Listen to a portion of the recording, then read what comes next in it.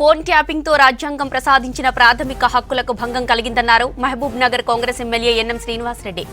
మహబూబ్ నగర్ నియోజకవర్గంలో గత 5 ఏళ్లుగా ఫోన్ ట్యాపింగ్ జరుగుతోందని, తాను బాధితుడేనని చెప్పారు. మహబూబ్ నగర్ కు చెందిన అప్పటి మంత్రి ఆదేశాల మేరకు తన ఫోన్ ట్యాపింగ్ చేసి కాల్ రికార్డులు మినిస్టర్ కు పంపించారని ఆరోపించారు. ఫోన్ ట్యాపింగ్ పై సమగ్ర విచారణ జరిపించాలని డీజీపీకి ఫిర్యాదు చేశానన్నారు ఎన్ఎం శ్రీనివాసరెడ్డి. రాజకీయ నేతలు, వ్యాపారవేత్తలను బ్లాక్మెయిల్ చేయడానికి ట్యాపింగ్ ను వాడుకున్నారని చెప్పారు. మహబూబ్ నగర్ నియోజకవర్గంలో మరియు రాష్ట్రంలో గత 5 సంవత్సరాలుగా బాధపడుతున్న వేలాది మంది బాధితుల తరఫున నేను ఒక బాధితుడిగా, ఫోన్ ట్యాపింగ్ బాధితుడిగా గత 5 సంవత్సరాల్లో జరిగిన నిర్బంధ పాలన, స్వేచ్ఛను హరించి బెడ్రూమ్లోకి తొంగి చూసే అధికార వ్యవస్థకు వ్యతిరేకంగా ఈరోజు డీజీపీ గారికి కంప్లైంట్ ఇవ్వడం జరిగింది. మీ అందరికీ తెలుసు, ఎస్ఐబిలో ఉన్న కొంతమంది ఆఫీసర్సు, జిల్లాలో ఉన్న కొంతమంది రాజకీయ నాయకులు కలిసి తనకు ఇష్టం లేని వాళ్ళ మీద, రాజకీయ ప్రత్యర్థుల మీద, మీలాంటి జర్నలిస్టుల మీద, నిజాలు నిగ్గుదేల్చే సివిల్ సొసైటీ నాయకుల మీద, పౌర హక్కుల నాయకుల మీద, ప్రశ్నించే గొంతుకల మీద ఫోన్ ట్యాపింగ్ అనే బ్రహ్మాస్త్రాన్ని వాడి వాళ్ళ గొంతుకలను మూసే ప్రయత్నం చేసిన విషయం మీకు తెలుసు.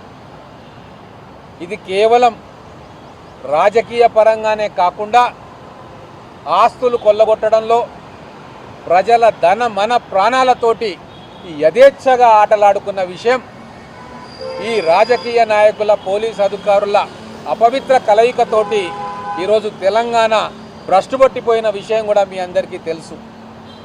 మేమంతా ఉద్యమకారులం. నిర్బంధ పాలన నుంచి స్వేచ్ఛా తెలంగాణలోకి అడుగు పెట్టాలే, మా పిల్లల భవిష్యత్తు బంగారుమయం కావాలని చెప్పి ఉద్యమాలు చేసినాం.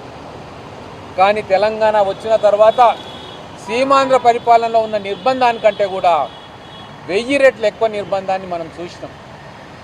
ఆ నిర్బంధంలో భాగంగా మా మహబూబ్ నగర్ జిల్లాలో వందలాది వేలాది మంది ఫోన్ ట్యాపింగ్ అనే ఈ వైరస్కు గురైపోయింది.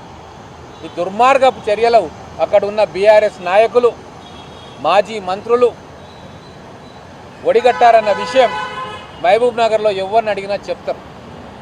ఇప్పుడు జరుగుతున్న రాష్ట్ర వ్యాప్తంగా మన డీజీపీ గారి నేతృత్వంలో, సిట్ శ్రీనివాసరెడ్డి గారి నేతృత్వంలో కమిషనర్ ఆఫ్ పోలీస్ హైదరాబాద్ వారు చేస్తున్న ఇన్వెస్టిగేషన్లో భాగంగా తీగలాగితే డొంక కదిలినట్టుగా మొత్తం తెలంగాణ వ్యాప్తంగా సర్వర్లను పెట్టి అక్కడ లోకల్గా ఉన్న ప్రజల మీద ట్యాపింగ్ ఆయుధాన్ని ప్రయోగించిన విషయం ఇప్పుడు పేపర్ల ద్వారా, మీడియా ద్వారా తెలుసు.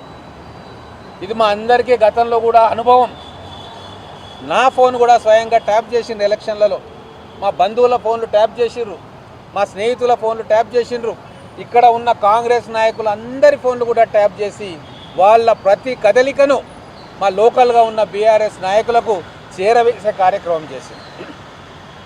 అక్కడ ఉన్న మాజీ మంత్రి గారు, మిగతా బీఆర్ఎస్ నాయకులు ఫలానా వాళ్ళ నెంబర్లు ట్యాప్ చేయండి అంటే ఇక్కడ ఉన్న పోలీసు వ్యవస్థ, ఎస్ఐబిలో ఉన్న కీలకమైన అధికారులు ఆ ట్యాప్ చేసి కాల్ రికార్డ్స్ చేసి మళ్ళా వాళ్ళకు పంపించేవాళ్ళు. ఆ కాల్ రికార్డ్స్ తీసుకొని అందులో ఏదైనా ప్రతికూలమైన అంశం ఉంటే, ఏదైనా లావాదేవీ ఉంటే దాన్ని తీసుకొని బ్లాక్మెయిలింగ్కు పాల్పడిన చరిత్ర మహబూబ్ నగర్లో కోకళ్ళుగా ఉంది. అందుకే ఒక ప్రజాప్రతినిధిగా రాజ్యాంగాన్ని పర్యవేక్షించే బాధ్యతలో ఉన్నాను కాబట్టి, నేను కూడా బాధితుండే కాబట్టి ఈరోజు డీజీపీ గారికి ఆధారాలతో సహా ఫోన్ ట్యాపింగ్ జరిగింది, phone tapping, unauthorised phone tapping బాధ్యత ఎవరి మీద పెడతారో ఇన్వెస్టిగేషన్ చేసి చట్టపరంగా శిక్షించాలని చెప్పి వారిని కోరడం జరిగింది. ఈరోజు చిన్న విషయం కాదు. ఫోన్ ట్యాపింగ్ అంటే సాధారణ నేరం కాదు. ఒక వ్యక్తి ప్రైవేట్ జీవితంలోకి చొరబడి కుటుంబంలో డ్రాయింగ్ రూమ్లకో, బెడ్రూమ్లకో పరిమితమైన రహస్యాల్ని వేరే వాళ్ళు విని వాళ్ళ స్వార్థానికి ఉపయోగించుకుంటున్నారు. ఇంతకంటే దుర్మార్గం ప్రజాస్వామ్యంలో ఇంకోటి ఉండదు. అటువంటివి జరిగినాయి కాబట్టి ఈరోజు మేమందరం కూడా బయటికి వచ్చి లిఖితపూర్వకంగా డీజీపీ గారికి ఫిర్యాదు చేస్తూ ఉన్నాం. మన రాజ్యాంగం మనకు కొన్ని హక్కులను కల్పించింది. ప్రాథమిక హక్కులు, ఫండమెంటల్ రైట్స్ వైలేషన్ ఈ phone tapping, unauthorised phone tapping. Article 14, article 19 article 21 వీటన్నిటి ఉల్లంఘన కూడా ఈ ఫోన్ ట్యాపింగ్ ద్వారా, అన్ఆథరైజ్డ్ ఫోన్ ట్యాపింగ్ ద్వారా జరుగుతున్నది. అందుకే వీటిని చరమగీతం పాడాలి. గత 5 సంవత్సరాలుగా ఎవరి ఒత్తిడితోటి ఫోన్ ట్యాపింగ్ చేసిండ్రో, ఎవరు సూచన ఇస్తే ఫోన్ ట్యాపింగ్ చేసిండ్రో, ఎవరు రిక్వెస్ట్ చేస్తే హైదరాబాద్లో ఉన్న అధికారులు ట్యాప్ చేసిండ్రో, లేదు వివిధ జిల్లాలలో సర్వర్లు పెట్టుకొని అక్కడ లోకల్గా ఉన్న పారిశ్రామికవేత్తలను, బంగారు వర్తకులను, డబ్బున్న వాళ్ళను, రియల్ ఎస్టేట్ లావాదేవీలు చేసే వాళ్ళను, వీళ్ళందరినీ కూడా వాయిస్ విని వాళ్ళతోటి లావాదేవీలు చేసిండ్రో, ఇవన్నీ కూడా తెలంగాణ సమాజానికి తెలియాలి అని చెప్పి నేను డీజీపీ గారిని కోరుకుంటా ఉన్నా. కేవలం హైదరాబాద్ బేస్డ్గా మీరు ఇన్వెస్టిగేషన్ చేస్తే లక్షలాది మంది బాధితులు జిల్లాల్లో ఉన్నారు. అక్కడ కూడా మీరు ప్రతి జిల్లాలో కూడా దీనికి ఒక ప్రత్యేక సెల్ ఏర్పాటు చేయాలి. బాధితులు ఫిర్యాదు చేస్తారు.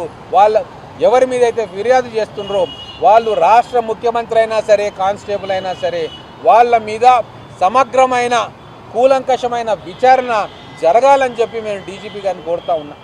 భవిష్యత్తులో ఇటువంటి ఫోన్ ట్యాపింగ్కు ఏ ప్రభుత్వం కానీ, ఏ పోలీస్ అధికారి కానీ పాల్పడకుండా ఉండేటట్లుగా మీరు విచారణ చేసి దోషులను శిక్షించాలి, కటకటాల వెనక్కి తీసుకెళ్ళాలి అని చెప్పి వారిని రిక్వెస్ట్ చేసిన.